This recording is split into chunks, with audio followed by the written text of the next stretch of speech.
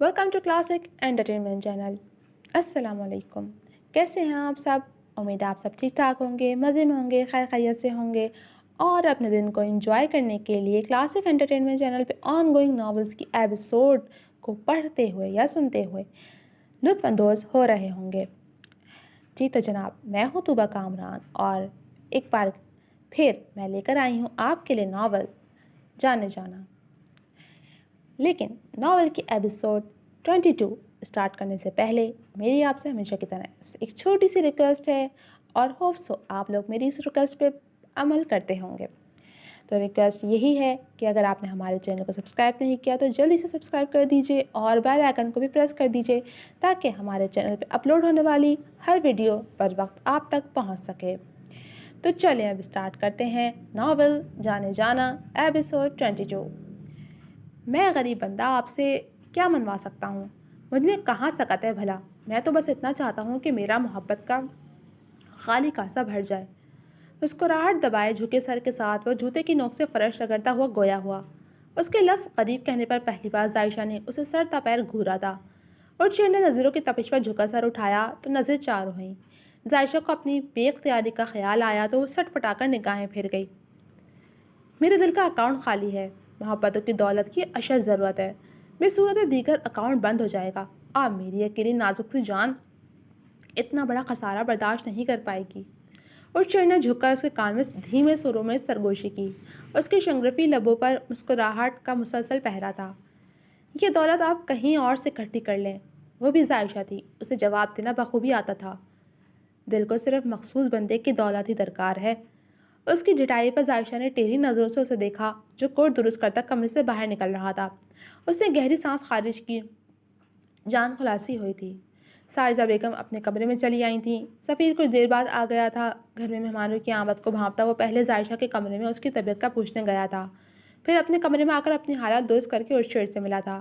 جبکہ سفیر کو دیکھ کر روشنی کے چہرے پر سنجیدگی چھا گئی تھی۔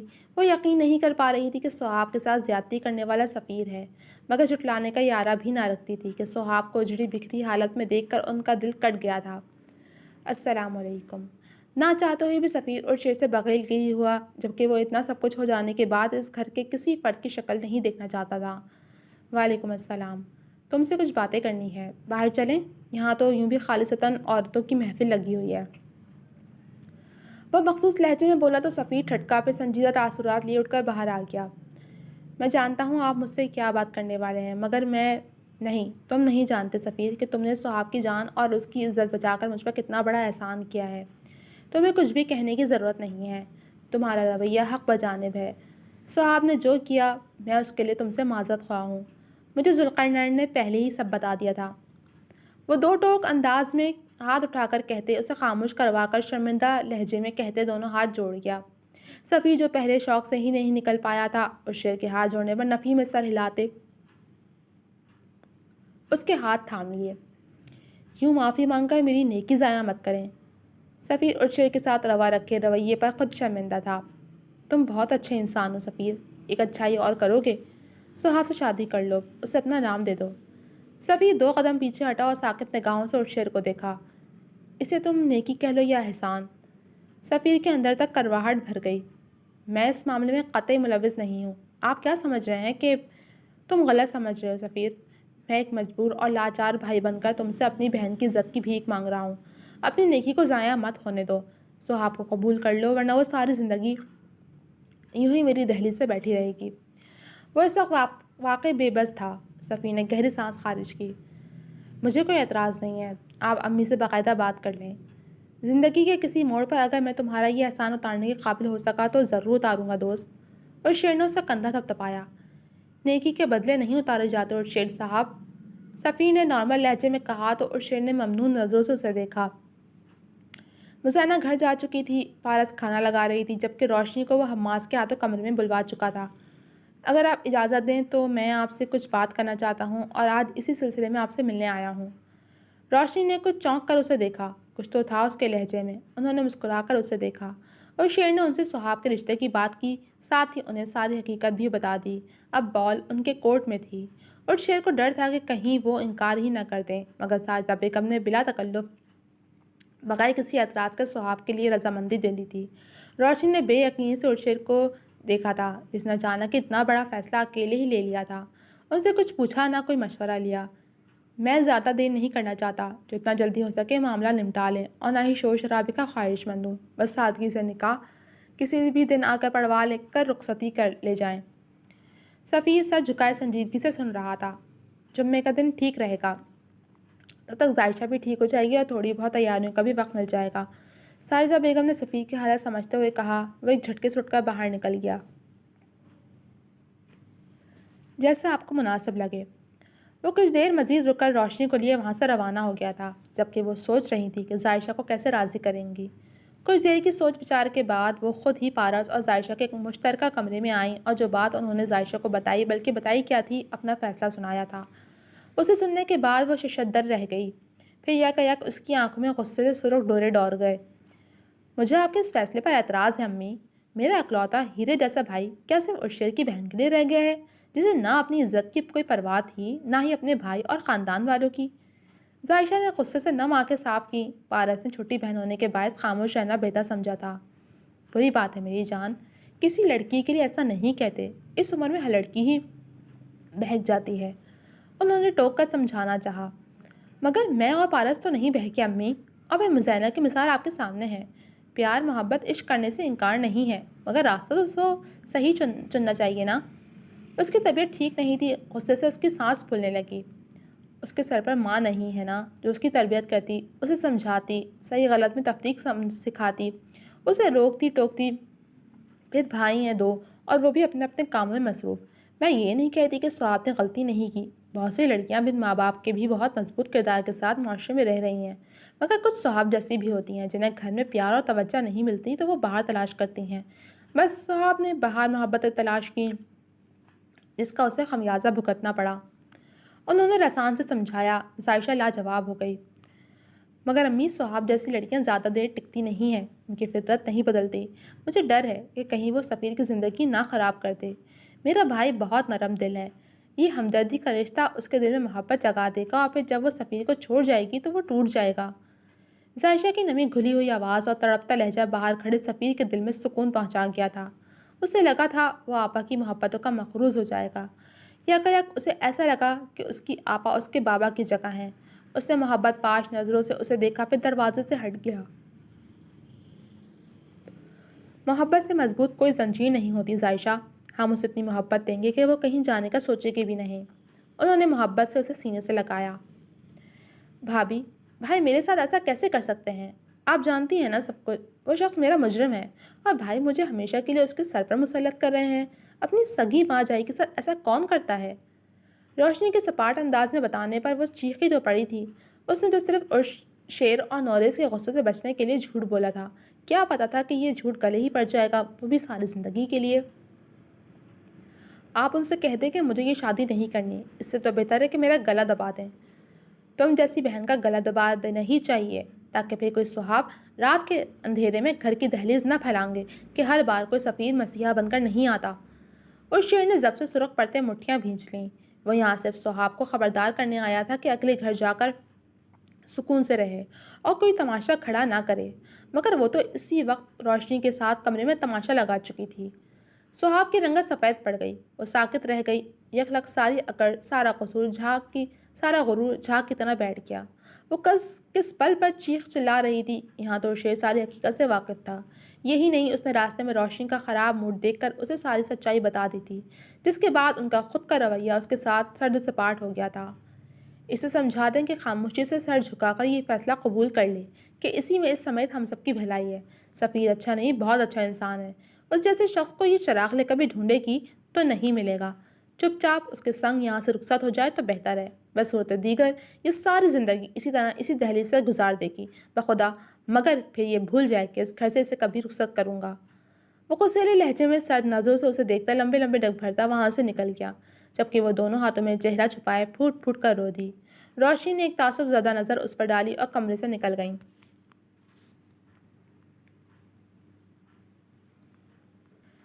جمعہ بھی کوئی زیادہ دور نہیں تھا۔ ذائشہ کی طبیعت ذرا سنبھلی تو وہ اس کے ساتھ جا کر سہاب کے لیے شاپنگ کر آئی تھی۔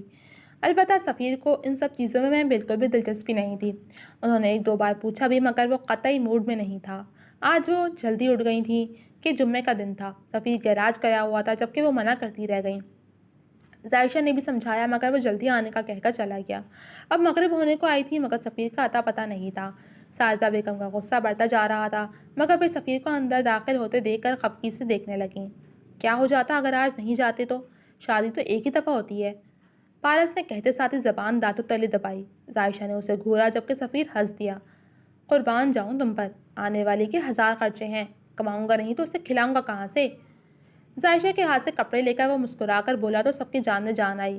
ظاہرشاہ کا دل اداس تھا۔ اپنے اکلوتے بھائی کے لیے کتنے ارمان تھے، مگر سفیر کی اس قربانی پر اس کا دل خون کے آنسو رو دیا تھا۔ وہ تیار ہو کر باہر آیا تو ساجدہ بیگم نے یوں ہی اس کی بلائیں لے لیں۔ وہ خوش تھیں اور سفیر ان کی خوشی میں خوش تھا۔ ظاہرشاہ اور پارس خوش نہیں تھیں۔ وہ اپنے جذبات و احساسات کو دبا گیا کہ یہ نہیں چاہتا تھا کہ وہ دونوں اس کے چہرے پر تکلیف و دکھ کا کوئی بھی تاثر دیکھ کر مزید دکھی ہوں۔ وہ انہیں خوش کرنے کے لیے نارمل تھا۔ اس نے خالدہ بیگم اور ساجدہ بیگم کو ڈرائیور کے ساتھ بٹھایا اور خود ظاہرشاہ، مزینہ اور پارس کو لیے گاڑی کے پیچھے روانہ ہوا۔ سرخ رنگ کے دیدہ زیب لباس میں 16 سنگھار کیے وہ بیڈ پر بیٹھی تھی۔ تھوڑی دیر پہلے ہی روشنی اسے تیار کر کے گئی تھیں۔ وہ کچن میں ملازمے سے کھانا تیار کروا رہی تھیں کہ جب ملازم نے انہیں مہمانوں کے آنے کی اطلاع دی۔ عرشیر نے ان کی یہ مشکل آسان کر دی۔ وہ مہمانوں کو لے کر ڈرائنگ روم کی طرف بڑھ گیا۔ نورس کا رویہ خاصا سرد تھا۔ عرشیر کے فیصلے پر احتجاج کر کے ناکامی کے باعث اب خاموشی اختیار کر چکا تھا۔ روشنی ان سے خوش دلی سے ملی تھیں، البتہ ظاہرشاہ تھوڑی کھچی کھچی سی تھی۔ وجہ جاننے سے وہ قاصر تھیں۔ کافی دیر بات چیت کرنے کے بعد عرشیر نے روشنی کو اشارہ کیا تو وہ سہاب کے کمرے کی طرف بڑھ گئیں۔ وہ بالکل ساکت کسی مجسمے کی طرح بیٹھی تھی۔ چلو سہاب، مہمان آ گئے ہیں۔ انہوں نے اس کا عروسی دوپٹہ ٹھیک کرتے کہا تو وہ تڑپ اٹھی۔ پلیز بھابھی، کچھ کریں، میں یہ شادی نہیں کر سکتی۔ ایک ایسے شخص کے ساتھ ساری زندگی کیسے گزاروں گی جسے میں جانتی تک نہیں؟ وہ سسک اٹھی۔ جسے تم جانتی ہو پھر اسے بلا لو۔ روشنی کے سختی سے کہنے پر وہ شرمندگی سے لب کچلنے لگی۔ سفیر بہت اچھا انسان ہے۔ عرشیر نے بہت اچھا فیصلہ کیا ہے۔ تمہیں شکر کرنا چاہیے کہ اتنا سب کچھ ہو جانے کے بعد بھی قسمت تم پر مہربان ہے۔ اس مہربانی اور سفیر کی قربانی کو رائگاں مت جانے دینا۔ خود بھی خوش رہنے کی کوشش کرنا اور اسے بھی خوش رکھنا۔ وہ اسے سمجھاتے ہوئے کمرے تک لائی تھیں، جبکہ وہ خاموشی سے ان کی ساری باتیں سن رہی تھی۔ انہوں نے اسے صوفے پر لا بٹھایا۔ کچھ ہی دیر بعد اس کی زندگی مکمل طور پر بدل گئی تھی۔ وہاں مبارک سلامت کا شور بلند ہوا تھا، جبکہ اس کا دل چاہا سب کچھ تہس نہس کر ڈالے۔ میری بہن کو ایک خروج بھی آئی تو یاد رکھنا، تمہارے آگے بھی بہنیں ہیں۔ اس سے گلے ملتے وقت نوریز نے سرگوشی کی تو سفیر نے ضبط سے مٹھیاں بھینچ لیں۔ بہت بہت مبارک ہو ظاہرشاہ۔ اس نے گہری سانس خارج کی اور روشنی سے گلے ملی۔ ساجدہ بیگم نے سہاب کے سر پر پیار کیا اور دونوں کی نئی خوشیوں بھری زندگی کے لیے دعا کی۔ روشنی سہاب کو اس کے کمرے میں چھوڑ آئیں۔ کچھ دیر بعد پرتکلف ماحول میں کھانا کھانے کے بعد سہاب کی رخصتی کا وقت آن پہنچا۔ دونوں بھائیوں نے مختلف جذبات کے ساتھ اسے رخصت کیا اور شیر نے فرنٹ مرر میں ظاہرشاہ کو آنسو صاف کرتے دیکھا۔ نہ چاہتے ہوئے بھی وہ اسے دکھ سے دوچار کر گیا تھا۔ وہ جانتا تھا کہ وہ اپنی فیملی کے ہر فرد کے لیے گداز دل رکھتی ہے۔ اس کی نظر میں قربانی صرف سفیر نے ہی نہیں بلکہ ظاہرشاہ نے بھی دی تھی، اپنوں کی خوشیوں کی قربانی۔ ساجدہ بیگم نے سہاب کا شاندار استقبال کیا تھا۔ وہ کہ اتنا وقت تو نہیں تھا، مگر پھر بھی اکلوتے بیٹے کی یہ خوشی وہ ادھوری نہیں چھوڑ سکتی تھیں۔ کچھ ان کے خود کے بھی ارمان تھے۔ ظاہرشاہ نے اسے سفیر کے روم میں بٹھا دیا۔ پارس تو اپنی نازک کو خوبصورت بھابھی دیکھ کر پھولے نہیں سما رہی تھی، جبکہ مزینہ کے تاثرات کچھ اچھے نہیں تھے۔ دوسری طرف ظاہرشاہ ابھی تک خود کو یقین دلانے کی کوشش کر رہی تھی۔ گھونگھٹ اٹھا کر اس نے ایک طائرانہ نظر پورے کمرے پر ڈالی۔ چھوٹے سے کمرے کے وسط میں بیڈ رکھا تھا جس پر وہ بیٹھی۔ ایک طرف 2 پارٹ کی الماری اور سامنے ہی ایک چھوٹا سا ڈریسنگ میز تھا جس کے شیشے میں درار پڑی ہوئی تھی۔ چھت پر چلتے پنکھے کی آواز سے اب اس کے سر میں درد اٹھنے لگا تھا۔ کمرے میں سجاوٹ نام کی کوئی شے نہیں تھی۔ اس کمرے پر نظر ڈالنے کے بعد اس نے نخوت سے سر جھٹکا۔ اس جیسے تو اس کے کمرے سے 3 کمرے نکل جاتے تھے۔ اس دڑبے میں وہ کیسے رہ پائے گی، یہی سوچ کر وہ گھبرا کر بیڈ سے اٹھی ہی تھی کہ عین اسی وقت سفیر نے کمرے میں قدم رکھے۔ کہاں بھاگ رہی ہیں؟ سفیر نے دروازے کی چٹخنی چڑھائی اور کرخ لہجے میں استفسار کرتے اس کے نزدیک آ کر بازو دبوچا۔ کاش کہ بھاگ سکتی۔ نخوت سے کہتے اس نے بازو چھڑوانا چاہا، پر دوسری طرف گرفت مضبوط تھی۔ میں تو بھول ہی گیا تھا، چور چوری سے جائے پر ہیرا پھیری سے نہ جائے۔ بھلا فطرت کیسے بدل سکتی ہے آپ کی؟ बाजू आज़ाद करता वो तंज़िया लहजे में बोला तो वो सलग उठी। तुम 2 टके के कार मैकेनिक समझते क्या हो खुद को? हिम्मत कैसे हुई तुम्हारे मेरे बारे में बकवास करने की? मैं तुम्हें। सफ़ीर ने एक ही जस्त में उसकी कमर में बाजू हिमायल करके उसके बाकी के अल्फाज कैद अपने लबों में कैद कर लिए। सुहाब उसकी इस हरकत पर शौक रह गई। बेदर पे उसके शानों पर मुक्के बरसाए मगर नतीजा बेसूद। उसकी सांसें उखड़ने लगीं तो सफ़ीर को उस पर तरस आ गया। वो बुरी तरह खांसती हुई नीचे बैठती चली गई। आंखें लबालब पानियों से भर गईं। सफ़ी ने गिलास में पानी उंडेला और एक घुटना मोड़कर उसके मुकाबले बैठकर गिलास उसके आगे किया। सुहाब ने तेज़ी से थाम कर 2 घूंट भरे और गहरे गहरे सांस लेने लगी। मेरा ख्याल है आपको इस 2 टके के कार मैकेनिक की हिम्मत और ताकत का अंदाज़ा हो गया होगा। सर्द और सपाट लहजे पे कहते उसने सुहाब के चेहरे पर झुलती लट खींची। वो सुर्ख पड़ता चेहरा लिए उठकर बेड पर जा बैठी। उसकी सोचने समझने की हिस्स यकलक मुंजमद हो गई थी। दिल आने वाले लम्हात के खौफ से धक धक कर रहा था। सफ़ीर की हरकत को वो कोई नाम नहीं दे पा रही थी। गुस्सा, मोहब्बत, इंतकाम, क्या था वो? ये खौफ कैसा है मिसेस सफ़ीर? सुहाब के थोड़ी को 2 उंगलियों से ऊंचा करके वो सर्द लहजे में मुस्तफसर हुआ। तुम जितना हो सके दूर रहो मुझसे। ज़्यादा फ्री होने की ज़रूरत नहीं है। खूबसूरत और अमीर घर की लड़की से शादी करके तुमने सोचा था कि हमदर्दी की आड़ में दौलत समेट लोगे। छे ख्वाब! तुम्हारी ये हमदर्दी तुम्हारे गले पड़ गई। तुम्हें लगता है कि तुमने मुझसे शादी करके कोई बहुत बड़ा तीर मारा है। तुम शेर भाई को तो बेवकूफ़ बना सकते हो पर मुझे नहीं। तुम्हें तो मैं एक कोड़ी भी नहीं दूंगी। तुम्हारा जीना हराम ना कर दिया तो मेरा नाम सुहाब नहीं। बहुत गलत जगह पैर फंसाया है तुमने मिस्टर मैकेनिक। वो जहर भरे लहजे में बोलती हुई तासुब ज़दा हुई थी।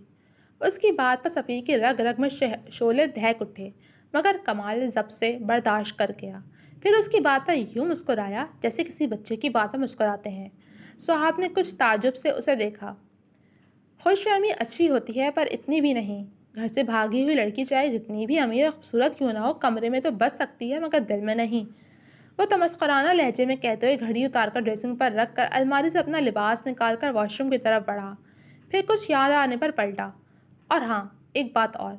यह आपका कई किनारों पर मुश्तमिल बंगला नहीं है। मेरा 2 कमरों का छोटा सा घर है जहाँ आपकी आवाज़ साथ वाले कमरे में भी जाएगी। सो be careful for next time. आपकी आवाज़ इस कमरे की 4 दीवारी से बाहर नहीं जानी चाहिए। वो तंबीह लहजे में बोलकर अंदर घुस गया जबकि सुहाब कितने ही लम्हे लब भींचे लफ्ज़ भागी हुई लड़की पर गौर करती रही। उसका दिमाग शोले की जद में आ गया। कल तक जिसे वो खातिर में नहीं लाती थी, जिसके साये से भी उसे घिन आती थी, आज वो न सिर्फ उसे ताना दे गया था बल्कि उसे उसकी औकात याद दिला गया था। वो बाहर निकला तो सुहाब का दिल चाहा कि उस शख्स का सर फोड़ दे मगर वो अपनी इस ख्वाहिश को दिल में दबाकर सूटकेस से अपना आरामदेह लिबास लेकर वॉशरूम की तरफ बढ़ी। मगर जो ही अंदर कदम रखा उसके जी बुरी तरह मतलाने लगा। छोटे से अटैच बाथरूम की दीवारों पर सफ़ेद रंग हुआ था। नीचे पानी की बाल्टी थी जिसमें बाल्टी के हम रंग पानी बहाने का मग्गा था। निचले नल के ऐन ऊपर एक शावर था।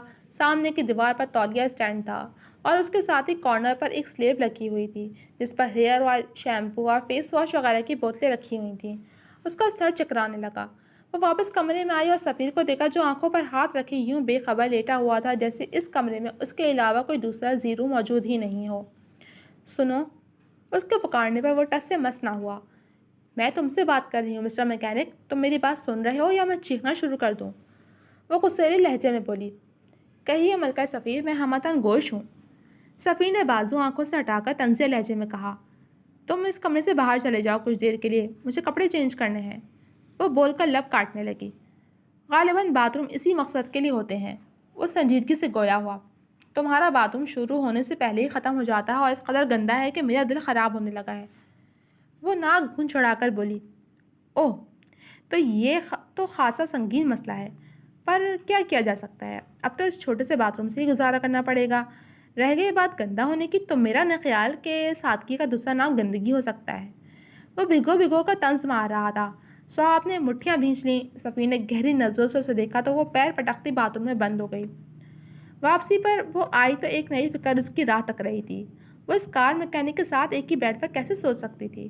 कुछ देर कबल जो वो कर चुका था इससे क्या बई थी कि वो रात को उसके करीब आकर उसका फ़ायदा ना उठाता। पूरे कमरे पर नज़र डालने के बाद उसे ऐसी कोई जगह नज़र ना आई जहाँ वो सो सकती। इस कमरे में रहकर मलका सफ़ीर मुझसे दूर रह सकेंगी यह आपकी खाम ख्याली है। सो अपने दिमाग से हर ख्याल को झटक कर यहाँ आकर लेटें। वो सख्त लहजे में बोला। उसके चेहरे पर छाई सर्द मोहरी ने सुहाब की रीढ़ की हड्डी तक सनसना दी थी। وہ مرتا کیا کرتا کہ تحت بیڈ پر آئی اور درمیان میں تکیے کی حفاظتی دیوار بنا کر اس پر تیکھی نگاہ ڈالتی رخ موڑ کر لیٹ گئی۔ صفی نے گہری سانس خارج کی۔ نہ معلوم یہ رشتہ کیا موڑ لینے والا تھا۔ اگلی صبح وہ جس وقت اٹھی صفی کمرے میں موجود نہیں تھا۔ باہر سے روشنی کی باتیں کرنے کی آواز آ رہی تھی۔ وہ ایک دم کھل اٹھی۔ جلدی سے تیار ہو کر وہ باہر نکلنے ہی لگی تھی کہ ظاہرشاہ اور روشنی کمرے کا دروازے پر دستک دے کر اندر آئیں۔ تھینک گاڈ بھابھی آپ آ گئیں، ورنہ اس ڈربے میں میرا دم ہی گھٹ جاتا۔ وہ گلے ملتے ہوئے ایک کاٹدار نظر ظاہرشاہ پر ڈال کر بولی تو روشنی نے اسے گھورا۔ ظاہرشاہ سرخ چہرہ لیے پلٹ گئی۔ گھر چھوٹا ہو یا بڑا گھر ہی ہوتا ہے صحاب، اور گھر کو سنوارنا عورت کا کام ہوتا ہے۔ اب میں تمہارے منہ سے کچھ الٹا سیدھا نہ سنوں۔ رات صفیر کا رویہ کیسا تھا تمہارے ساتھ؟ روشنی کے سوال میں وہ سرخ پردہ چہرہ جھکا کر لب کچلنے لگی۔ یکلگ اسے ڈھیروں شرم آئی تھی۔ روشنی نے جانسی نظروں سے اسے دیکھا اور پھر دھیرے سے ہنس دیں۔ صفیر بہت اچھا ہمسفر ہے۔ اس گھر کے لوگ بہت محبت دیں گے تمہیں۔ ان لوگوں کا خمیر محبت سے گندھا ہوا ہے، خاص کر ظاہرشاہ اور صفیر کا۔ یہ تمہارا گھر ہے اب سے۔ ظاہرشاہ اور پارس کا کیا ہے، چند سالوں میں اپنے گھر کی ہو جائیں گی۔ اس گھر کو تمہیں سنبھالنا ہے۔ ساجدہ آنٹی کو شکایت کا کوئی موقع مت دینا۔ یہ لوگ شکوہ نہیں کریں گے، نہ ہی تمہیں کچھ کہیں گے، مگر دلوں میں فرق آ جائے گا صحاب۔ تم یہاں اپنی پوزیشن مستحکم کرو۔ ایک اچھی اور خوبصورت زندگی تمہاری راہ تک رہی ہے۔ وہ اسے بیڈ پر بٹھا کر آسان سے سمجھا رہی تھیں۔ ظاہر سے سوری کرنا جا کر۔ اس کے سامنے جو خرافات تم نے منہ سے نکالی ہے اسے برا لگا ہے۔ وہ کہے گی نہیں، مگر میں جانتی ہوں وہ میرے دل کے بہت قریب ہے صحاب۔ اسے ویسی ہی عزت دینا جیسے تم مجھے دیتی ہو، سمجھ گئیں؟ صحاب نے بیزاریت سے سر ہلایا۔ اب چلو، میں اور نورس تمہارے لیے ناشتہ لائے ہیں۔ شیر بھائی نہیں آئے؟ اس نے آس سے پوچھا۔ زخم بھرنے میں وقت لگتا ہے، وہ گہرے لہجے میں بولی تو صحاب خاموش ہو کر ان کے ساتھ باہر چلی گئی۔ جی تو جناب، کیسی لگی آپ کو یہ ایپیسوڈ؟ امید ہے پسند آئی ہوگی۔ کمنٹ سیکشن میں اپنی رائے کا اظہار ضرور کیجیے گا۔ جو ملوں گی آپ سے اگلے ایپیسوڈ کے ساتھ، تب تک کے لیے اللہ حافظ۔